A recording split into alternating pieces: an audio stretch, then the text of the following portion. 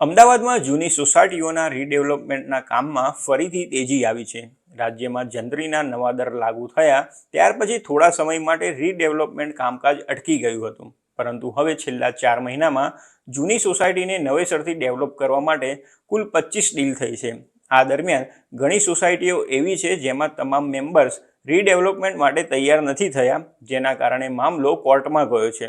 લગભગ 25 residential society એવી છે જ્યાં સભ્યો વચ્ચે કોઈ સર્વાનુમતો નોંધાયો નથી। તેના કારણે આ ડીલનો ઝડપથી ઉકેલ લાવવા માટે ડેવલપર્સ ગુજરાત હાઈકોર્ટમાં ગયા છે। એક્સપર્ટે જણાવ્યું છે કે અમુક ડેવલપર્સ આખું બાયઆઉટ કરવા માટે સોસાયટીના માલિકો સાથે વાત કરી રહ્યા છે।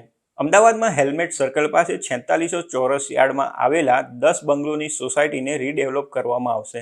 એસકેડી ડેવલપર્સ દ્વારા આ બંગલો સોસાયટી 50 કરોડ રૂપિયામાં ખરીદી લેવામાં આવી છે, જેમાં દરેક બંગલોને 5 કરોડ રૂપિયા મળશે।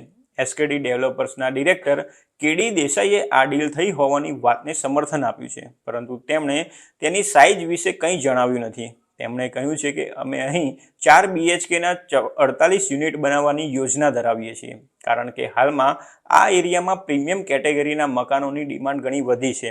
અમે 3 મહિનામાં જ આ ડીલ કરી છે। કેડી દેસાઈએ અમદાવાદમાં AEC 4 રસ્તા પાસે પૂજન એપાર્ટમેન્ટના રીડેવલપમેન્ટ માટે એક MOU પણ કર્યા છે। આ ઉપરાંત વધુ 15,000 ચોરસ વાળની જમીન પણ ડેવલપ કરવામાં આવશે।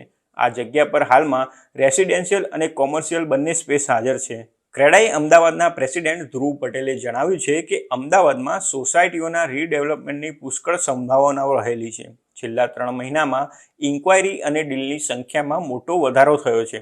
તાજેતરમાં જંત્રીના દરમાં વધારો થયા પછી ફ્લોર સ્પેસ ઇન્ડેક્સ એટલે કે FSIની પરચેઝ પ્રાઇસ ઘણી વધી ગઈ હતી। તેના કારણે રીડેવલપમેન્ટના પ્રોજેક્ટ નાણાકીય રીતે નુકસાનકારક બની ગયા હતા। પરિણામે 90% જેટલી ડીલ રદ કરવામાં આવી હતી।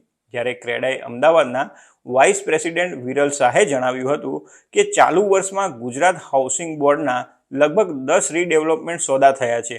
અમે એક હાઉસિંગ બોર્ડની સ્કીમને રીડેવલપ કરી રહ્યા છીએ, જેમાં 120 યુનિટ છે।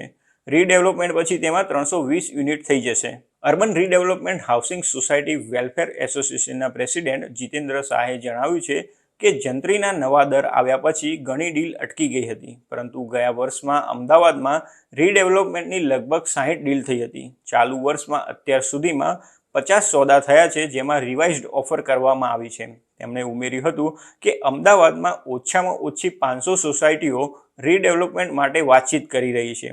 અમને લાગે છે કે સરકાર સોસાયટીઓના રીડેવલપમેન્ટ માટે નિયમો બહાર પાડવા જોઈએ, કારણ કે ઘણી વખત સોસાયટીના તમામ મેમ્બર્સ વચ્ચે સહમતિ સાધી શકાતી નથી અને તેના કારણે મામલો કોર્ટમાં જાય છે।